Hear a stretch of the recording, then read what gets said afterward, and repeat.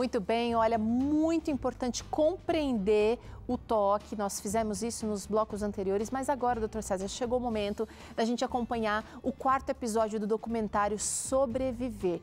Hoje é a vez de acompanhar a história do Caio Manso e como ele lidou com o toque. Bora?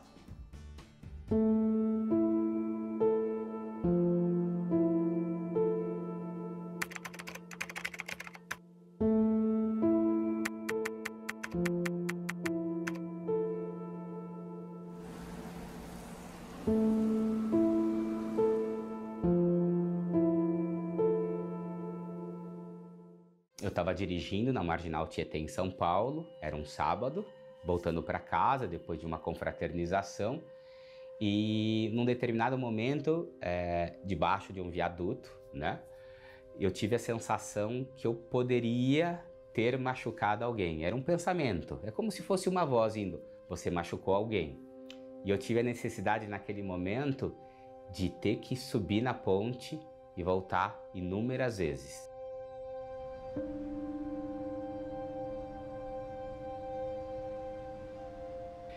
Eu entendi que o primeiro ritual que eu tive foi aos 5, 6 anos de idade, que foi quando eu escovava os dentes muitas vezes, né? Tinham dias que eram 20, 25 vezes. E por que eu escovava? Porque eu tinha medo de ter cárie. E vieram outras situações com desenvolvimento. Então lá na fase da adolescência eu comecei a acumular algumas coisas e colecionar algumas coisas. O Instituto de Psiquiatria do Hospital das Clínicas, da Faculdade de Medicina da Universidade de São Paulo, da USP, avaliou vários pacientes com transtorno obsessivo compulsivo, TOC. Eles queriam saber quanto tempo queria demorar desde que os pacientes apresentavam os primeiros sintomas até começar o tratamento. Dentre mais de 1.000 pacientes avaliados, metade deles teve 4 anos de espera até começar o tratamento. Isso é ruim porque eles sofrem e têm uma qualidade de vida ruim até chegar nesse tratamento.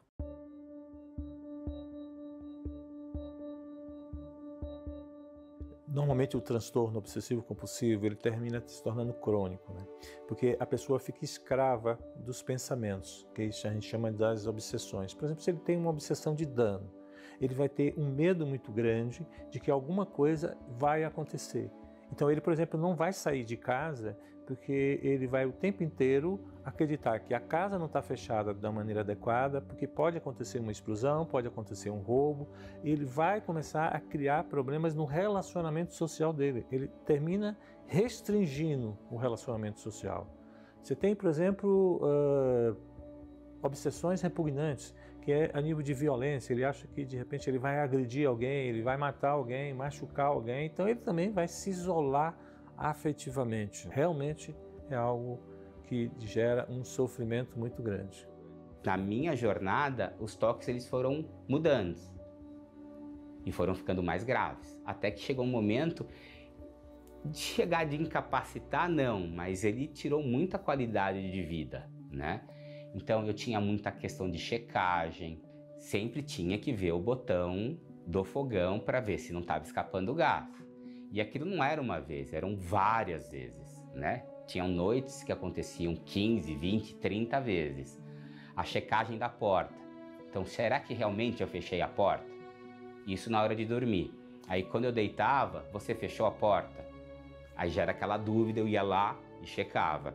E por que eu fazia a checagem? Vinha um pensamento negativo, que se a porta tivesse ficado aberta, se um ladrão entrasse e acontecesse alguma coisa, por exemplo, com meus pais ou com as minhas irmãs, a responsabilidade seria minha. Uma vez instaladas as obsessões e compulsões, o paciente experimenta fortes sentimentos de desgosto, angústia, desconforto e inquietação perante os pensamentos intrusivos. E esse sentimento de angústia e medo podem contribuir para desenvolver outras patologias ou doenças, como a depressão ou a síndrome do pânico.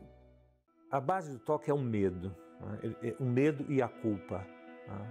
É óbvio que o medo vai gerar um nível de ansiedade muito grande, então a gente acredita que os transtornos de ansiedade vão estar acompanhando, porque ele tem um nível de preocupação muito grande. A gente falou aqui da fobia social, que vai desenvolver a fobia social, vai desenvolver também o processo depressivo, porque ele tem pensamentos negativos. Os pensamentos são todos negativos, não tem pensamentos positivos. Então isso pode gerar um processo depressivo, porque ele não vê saída, ele não vê solução, apesar dele, a compulsão, trazer alívio ali imediato, mas não resolve, porque ele precisa daquela compulsão. E era engraçado porque desde os 13, 14 anos eu já ia na psicóloga, né? Mas eu nunca falei dos meus rituais, porque eu tinha muita vergonha.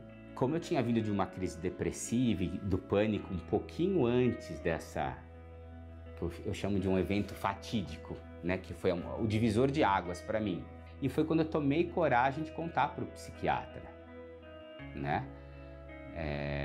Da questão do carro, da questão dos pensamentos, da questão das anotações, do medo que eu tinha, de uma série de coisas. E foi quando ele me deu o diagnóstico. Dr. Franklin, eu não esqueço mais o nome dele. E quando eu recebi o diagnóstico, muitas pessoas dizem que é uma situação ruim. Eu saí muito feliz do consultório dele. Eu falei, eu não tô louco. O primeiro passo a pessoa a gente senta e começa a fazer um levantamento. Ele vai ter que fazer um escrever, né? Ele tem que escrever quais são os obsessões que ele tem, quais são as compulsões que ele tem. Ele vai trazer um diário onde ele está lá relatando. Quais são as compulsões que são mais difíceis para ele, quais são as obsessões que são mais complicadas para ele.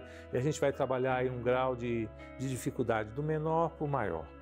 E aí a gente vai incentivá-lo a se expor a esse grau de dificuldade, porque a base é medo, e o medo a gente trabalha muito com a questão do você enfrentar. Vamos enfrentar o medo? E aí, em cima disso, a gente ensina ele a questionar, que a gente chama de questionamento socrático. Questione essa crença, porque você está pegando a crença como se fosse uma verdade absoluta, e não é uma verdade absoluta. Foi muito estranho, porque eu fui procurar na internet, a associação chama ASTOC, ST, que é para pessoas que têm o transtorno obsessivo compulsivo e síndrome de Tourette, que é um transtorno muito, está muito em conjunto com algumas pessoas que têm TOC. Eu procurei, marquei uma entrevista com uma psicóloga por uma triagem para identificar realmente se eu tinha TOC. E fui na primeira reunião. Quando eu fui na primeira reunião, eu me lembro até hoje, era um sábado também de manhã. E tinham outras pessoas na mesma faixa etária. E eu queria falar muito sobre a questão do carro. Tinha muita vergonha, porque eu não tinha nunca falado para ninguém. Mas a partir do momento que você ouve outras histórias, você se identifica com a história de outra pessoa, eu tive coragem. Eu saí de lá com dois pensamentos. Ou essas pessoas vão achar que eu sou louco, e eu nunca mais volto. Voltei e tô lá há 17 anos. A pessoa que está com TOC, ela primeiro tem um isolamento muito grande. Muitas pessoas têm dificuldade, né, de pedir ajuda. Demora depois de 5, 10 anos para pedir ajuda, infelizmente. Porque primeiro é uma coisa esquisita, né? Elas se acham esquisitas e elas se acham que todo mundo vai achar elas esquisitas. E aí esse processo é importante. O grupo de apoio começa na família, que isso é importante, porque eu preciso conversar com a família, com a esposa, com filhos, com a mãe, se for o caso, para que não ridicularize, não tire sarro, ache que é frescura, ache que não tem nada a ver. Então, isso é importante, ele ter esse grupo de apoio, para a autoestima dele estar boa. E quando ele vai para um grupo desse, por exemplo, ele vê que tem outras pessoas também que pensam assim, que sofrem como ele, e que estão crescendo, que estão se desenvolvendo. Sem um suporte social adequado, é muito difícil que a pessoa que sofre com o transtorno obsessivo-compulsivo se mantenha no tratamento.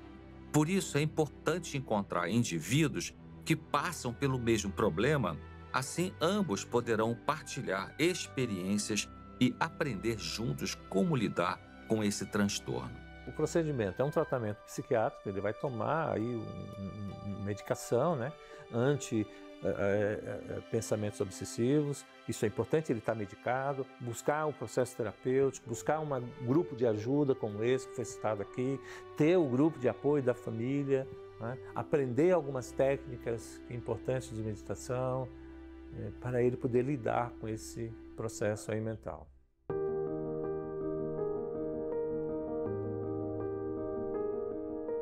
Eu sempre digo assim, que a gente aprende a conviver com sintomas. Ah, todos os dias eu tô legal? Não. Hoje é importante identificar esses momentos. Momentos que eu fico mais ansioso, evitar algumas coisas, né? Acho que quando a gente se conhece, a gente começa a se blindar. Então hoje, dependendo do lugar, do horário, se é muito barulho, se tem muito trânsito, essas coisas eu posso evitar, eu evito. Nesse trabalho, pensa assim, o que é mais importante é ele ter um controle do que está acontecendo com ele. Ele precisa se conhecer.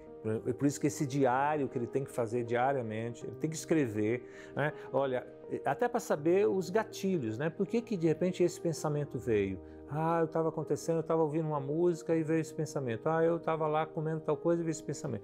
Então ele precisa ter um diário onde ele vai acompanhando para ele se conhecer. Porque não tem como a gente resolver um problema se eu não conhecer o que está acontecendo. Então ele precisa fazer isso. Eu acho que, na maioria das vezes, eu sou o piloto, hoje. Em alguns momentos ele assume esse lugar, mas são poucas vezes e quando assume a intensidade é pequena.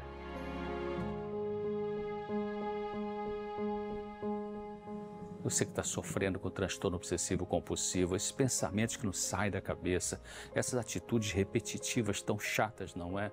Olha, claro, siga seu tratamento, siga as orientações do seu psiquiatra, da sua psicóloga, mas clame a Deus, peça ao Senhor Jesus a graça dele.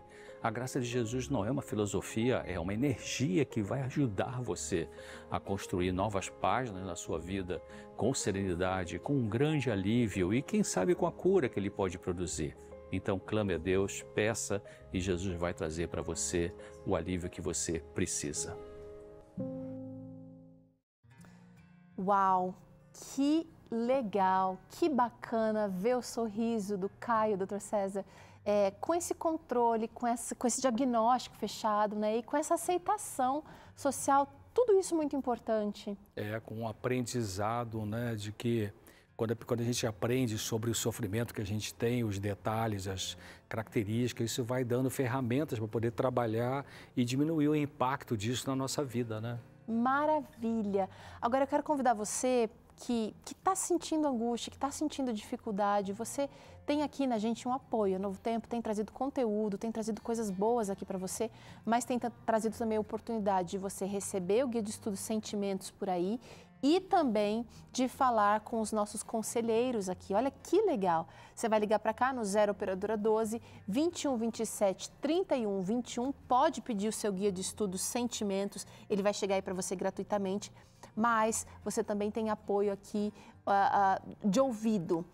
Pessoas capacitadas são nossos conselheiros aqui e eles podem te ouvir, fazer uma oração por você, para que você tenha um respiro para seguir em frente, buscar ajuda e ser mais, gostei da palavra que ele usou, ser piloto da sua vida.